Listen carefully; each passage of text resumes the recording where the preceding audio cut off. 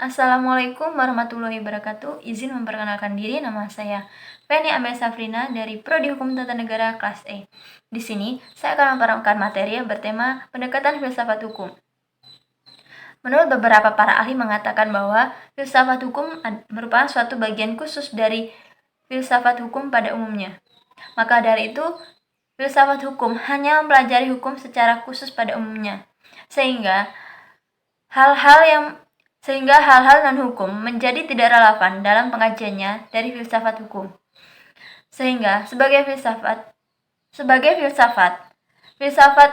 hukum harus tunduk pada sifat-sifat, cara, dan tujuan dari filsafat hukum. Secara sederhana, dapat dikatakan bahwa filsafat hukum adalah cabang filsafat, yaitu filsafat tingkah laku atau etika yang mempelajari hakikat umum.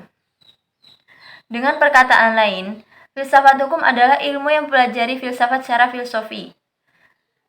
Jadi, objek filsafat hukum dan objek tersebut dikaji secara mendalam sampai ke inti atau ke dasar, disebut hakikat. Menurut Purnadi Purbacaraka dan Sujarno Sukanto,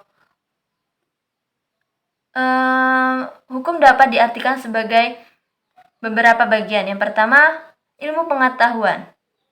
Ilmu pengetahuan itu adalah pengetahuan yang tersusun secara sistematis atas dasar kekuatan pemikiran. Yang kedua, disiplin. Disiplin itu suatu sistem ajaran tentang kenyataan atau gejala-gejala yang diharapkan. Yang ketiga, norma. Suatu pedoman atau patokan sikap tingkah perilaku yang diharapkan.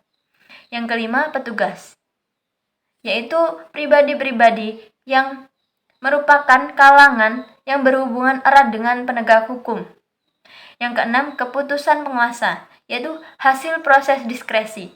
Yang ketujuh, proses pemerintah, yaitu proses hubungan timbal balik antara unsur-unsur politik dalam sistem kebangsaan atau kenegaraan.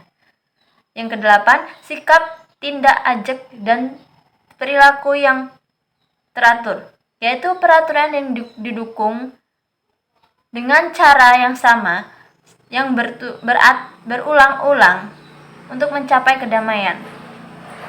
Yang terakhir, jalinan nilai-nilai. Jalinan nilai-nilai itu jalinan dari konsep-konsep tentang apa yang dianggap baik dan buruk.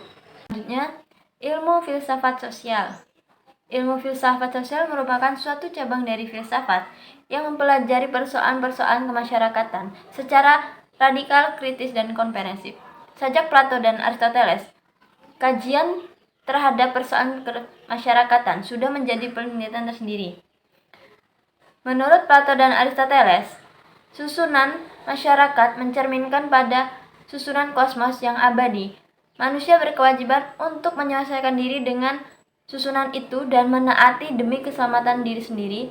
Jika tidak, maka dia akan mencelakakan dirinya. Pada abad pertengahan Eropa,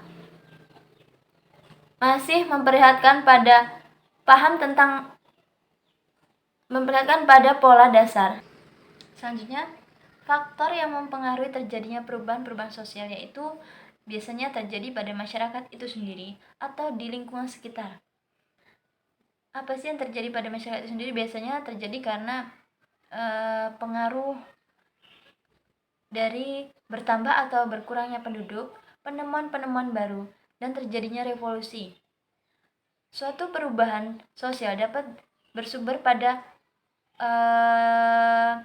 ruang masyarakat, misalnya seperti pengaruh kebudayaan dan terjadinya peperangan. Baik, sekian presentasi dari saya. Apabila ada kekurangan dan kesalahan, saya mohon maaf. Saya akhiri. Wassalamualaikum warahmatullahi wabarakatuh.